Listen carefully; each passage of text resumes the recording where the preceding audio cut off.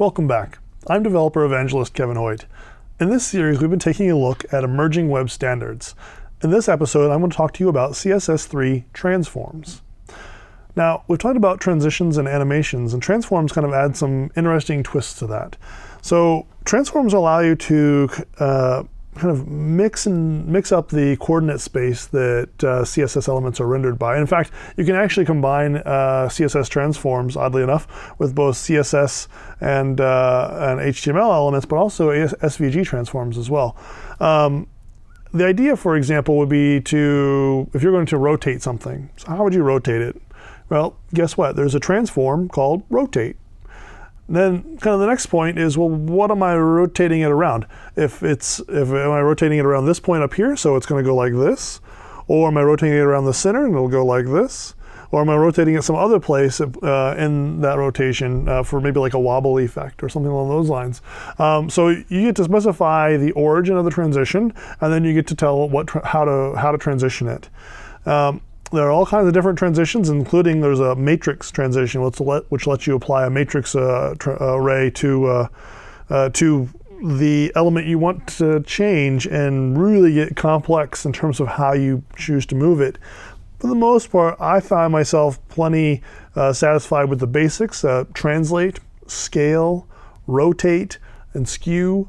Right, so translate would be moving what point of reference we're actually referenced when we move the property around would be a translate. Scale to make it bigger or smaller. Rotate to spin it around, and a skew to kind of offset different parts and pieces individually to mess up how it looks or intentionally change how it looks. So those are some of the default ones you can use, and I find that in most cases that works just fine, but there is that matrix option if you really want to get fancy and understand all those matrix arrays and how things can change.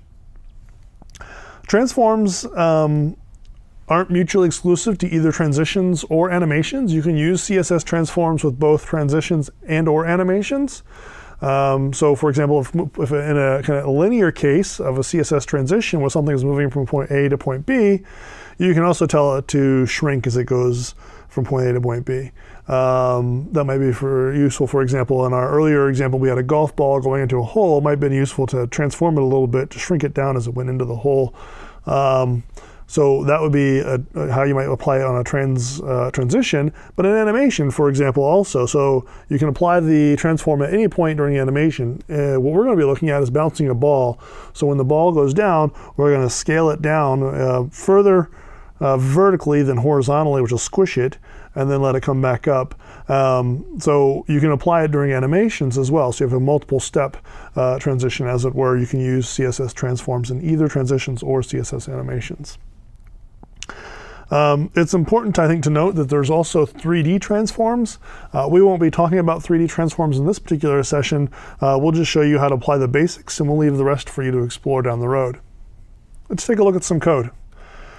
So hopping over to my browser here, we have kind of the idea of what we're shooting for, which is a game of jacks. The game of jacks is a jacks on the floor here. We have a ball kind of holding on our virtual hand, and then we want to throw the ball, and as it goes down, it's going to get further away from us and scale down. It's also going to hit the floor and shrink a little bit in the vertical orientation, and then kind of bounce back up to us. So if we click on the ball, it goes down, it shrinks, it squishes, and then comes back up. So we can play this game of jacks. What we've got so far is if we click on the ball, it goes down and goes across. And that behavior looks okay, but the problem is it doesn't squish when it hits the floor. So really, it doesn't look like it's hitting the floor at all. It looks almost more like it's rolling across the floor, just floating in space, which is really unnatural. So we want to make it squish as it gets closer to the floor. Over in our code, to let you take a look at that again, we have the do load that gets called when the body of the document is loaded, and we'll go ahead and get a reference to the ball and listen for a click. So we're going to do this when we click on the ball. When the ball is clicked, it calls do ball click. And do ball click here, we're going to get a reference to the ball so we can manipulate it. And we're going to set the animation property, the WebKit animation in this case, because I'm using a Chrome browser and to keep, in the interest of kind of keeping keystrokes to a minimum and time to a minimum, we're going to focus on the WebKit animation, but again, you would have Mozilla Moz animation or O animation or just the regular animation if you're being completely thorough about this. WebKit animation is the name is bouncing, and we'll take a look at that in the CSS in just a minute. And then we're going to set the property of the animation duration to 2 seconds, and so it'll go from point A to point B to point C, so point A, B, and C with over the course of 2 seconds. And so that will be the properties that we set on the style, and that will take effect. Looking over into our CSS here, you notice that the ball itself is originally positioned at left 100, down 100, so it's just kind of up here in the corner. And if we slide on up and take a look at our WebKit keyframes declaration for bouncing, again, you can have multiple animation declarations at any given point in time. This one's called bouncing, and it can be applied to any number of different elements at any given point in time as well. We're going to have 0%, which is the start of the animation. 50% is going to be over 425, down 500, so towards the bottom of the screen, the halfway point of that animation, and then left 850 and up back to 100 at the end of the animation, or 100%.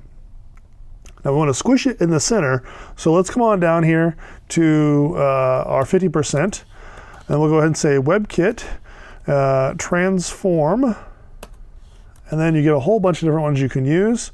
I'm going to go ahead and use a scale transform, rotating this because it's a ball. It wouldn't really look very impressive. So we'll go ahead and just use our scale here. Horizontally, we'll scale it down, I don't know, we'll say 60%.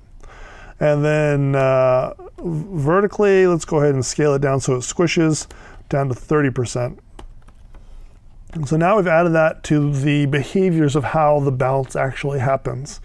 We don't actually have to do any more code from the JavaScript perspective. Nothing else changes in our HTML.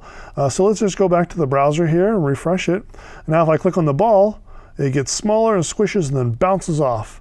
And that looks really, that's really starting to look a lot more natural at this point. If we click on the ball, squishes and bounces off, and you can kind of, now your mind sees the ball getting smaller. It feels like it's getting away from you.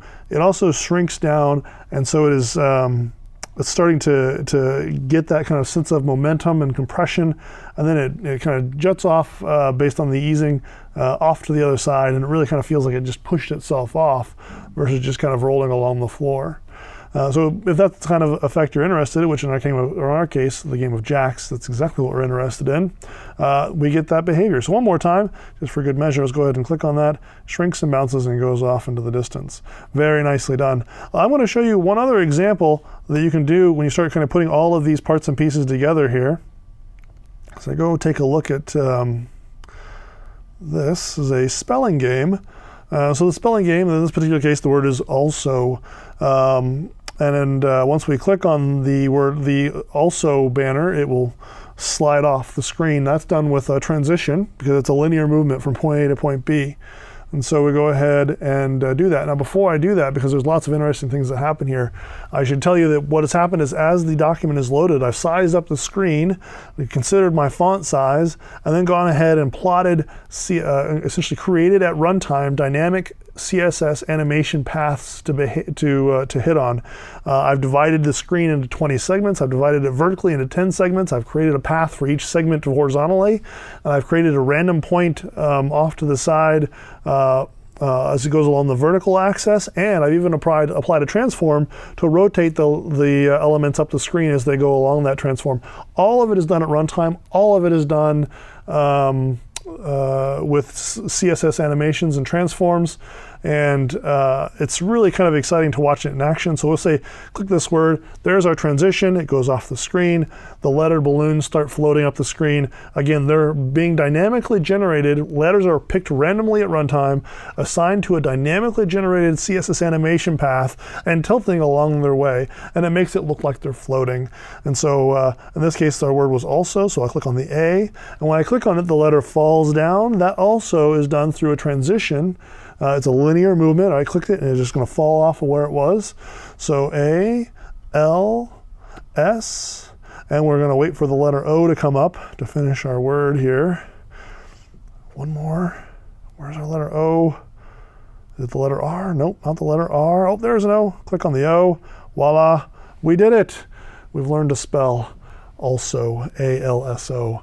So I actually built that as a learning aid for my daughter as she's in 2nd grade learning these words. You can, once you kind of start to play with runtime manipulation of moving around CSS and transitions, lots of interesting possibilities come up. As part of that, I create the animation paths and the transforms, but I don't have to worry about the specific point A to point B. I just tell it where to stop along the way and what it should look like. It takes care of the rest, and it's all hardware accelerated as well. Pretty cool. So that wraps up CSS Transforms.